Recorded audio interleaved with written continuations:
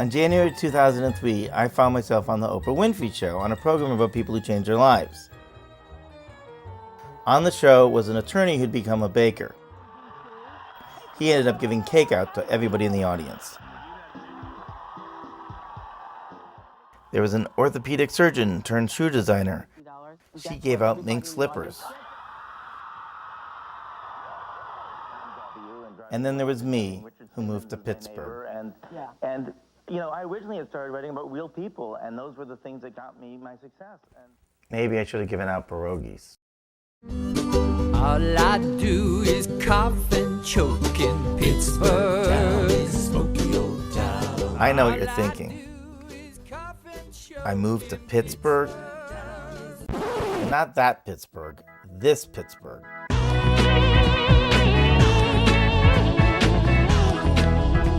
I came back to the Pittsburgh that has been called America's most livable city.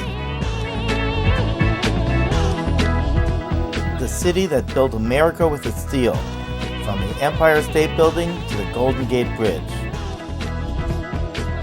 The city that invented everything. Aluminum, the banana split, the Ferris wheel, the world's first movie theater, commercial radio, the first gas station in America, the Big Mac, the first World Series, the game of bingo, the pull-top lid, the internet smiley face, and Pearl, the nurse robot. Yeah, give him a wink. There you are. The city that cured polio, and later became the transplant capital of the world.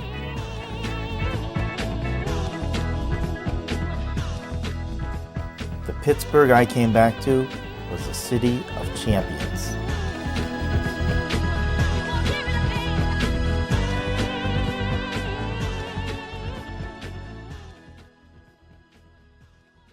"20 years earlier, I left Pittsburgh to become a Hollywood screenwriter. You at least told me you were leaving. What are you gonna do, fire me? No, I fired you last Tuesday. That's me, thinner with hair. I have to get back to work. Since when do you work on Saturdays? Since he started volunteering. I thought I would end up writing movies that would tell the story of my generation. Instead, I ended up writing sitcoms for teens.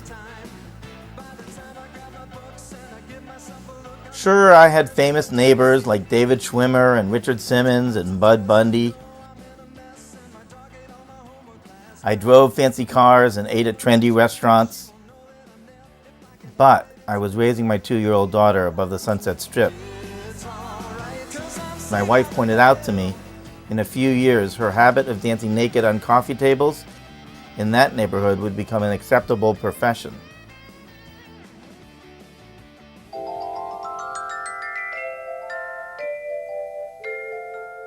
So we moved back to my hometown, to quite literally what was Mr. Rogers' neighborhood. We bought a house right between where Fred Rogers had taped his show for 30 years and where he'd raised his own family. It turned out that my daughter's preschool teacher was on the cover of Mr. Rogers' moving book. My boss at the University of Pittsburgh had appeared on the show as a soccer coach. It's a beautiful day in this neighborhood, a beautiful day for a neighbor. Would you be mine? Now, instead of writing in other people's voices, Carl has found his own voice again. I find myself saying every day, I'm happy. I don't know how happiness came and found me in this weird way, but it somehow has. In Pittsburgh, even. It was all like a movie.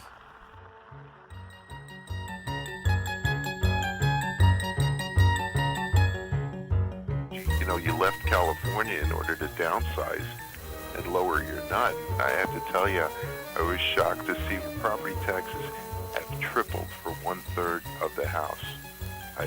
What's going on with Pittsburgh? Do they know what they're doing?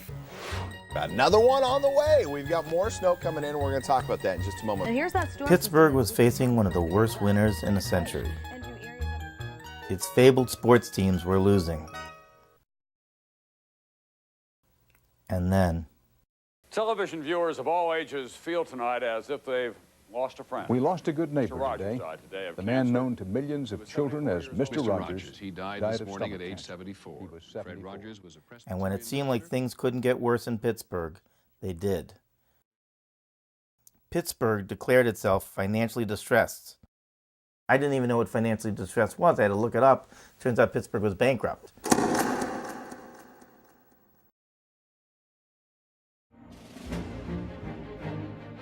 A 100 years ago, Pittsburgh was the richest city in the world, with more millionaires per capita and more skyscrapers than New York City. Pittsburgh back then was the Silicon Valley of the Industrial Revolution, where Andrew Carnegie was the Bill Gates of his day, Andrew Mellon being his Warren Buffett, where H.J. Heinz spiced up tables across this country with his ketchup, and George Westinghouse lit up America with long-distance electrical lines. Now the city couldn't even pay its bills. What had happened to my hometown?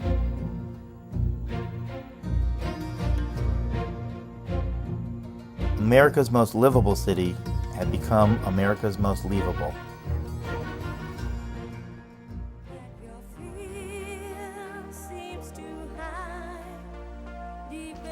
Just wanted to say goodbye. Where are you going? L.A. L.A. Richie the cook in Flashdance wasn't the only one leaving. It turned out that Pittsburgh had lost 50% of its population in the last 50 years. In 2004, when Money Magazine listed hot places to live, they put Pittsburgh under the picture of not. My hometown was in trouble. And I thought, what could I do? And then it occurred to me, I should do what any screenwriter would do. Make a movie. But what kind of movie would I make? Not everybody wants to make movies, Carl. Not everybody wants to be in front of a camera. This is not about any. You don't think this is about your little fishnicka? Your stuff? I am an example of what happens with other people, I think. I hope it's not a vanity project. You're sure this isn't about you just wanting to be in front of... I'm sure... You sure this isn't about you, Carl? Okay, it's well, about my family. as long as this, I'm just trying to say, because Carl, if you want to talk to somebody, I can get you a number. Maybe I could do a Roger and Me.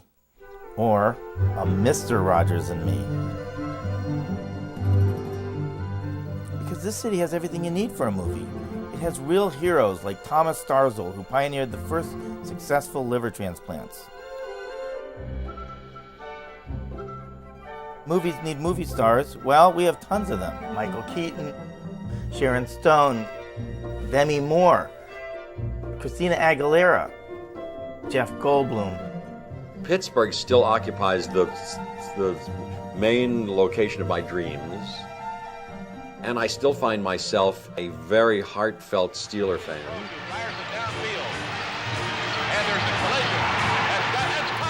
You want action? How about a couple of legends like Franco Harris and Lynn Swann?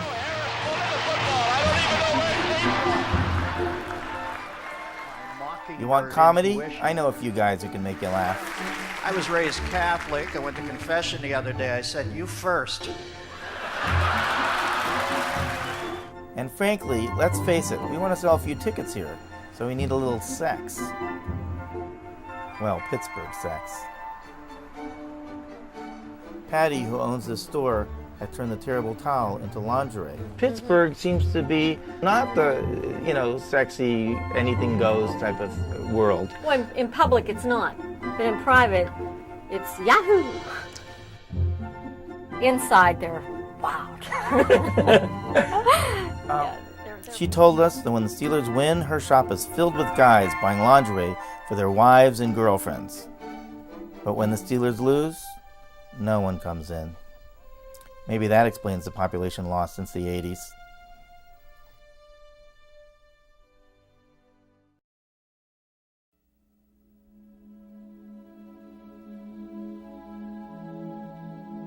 A Tale of Two Cities is going to be about Pittsburgh, which, like a lot of cities across this country, are struggling to redefine themselves in a new age. It's about the old Pittsburgh and the new Pittsburgh. And it's about my own journey home and whether that home will be here for my daughter when she grows up. For this movie, we plan to talk to world-famous figures from Pittsburgh.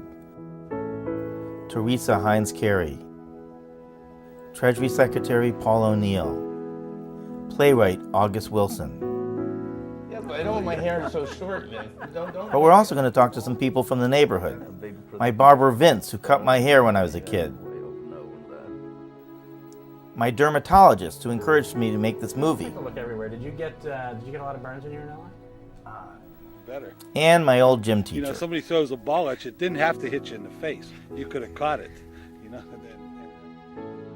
The story of Pittsburgh, to me, represents the best of America. You know, it's about a community and neighbors who still care about each other.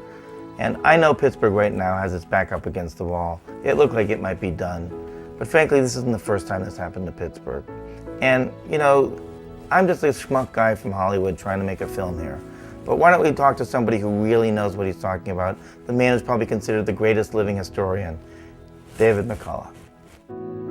Pittsburgh has gone through innumerable crises, setbacks, disasters, fire, floods, economic depression, labor unrest, the collapse of the steel industry, and it's been written off again and again and again. You can't write it off. It always comes back, and always will come back. Ultimately, this story is a story that I think is what all great stories are about. And in the end, I think this, I don't want to give away the ending, but I have a feeling that the story of Pittsburgh is going to be a happy ending. In Pittsburgh, you think? That's right, Oprah, in Pittsburgh.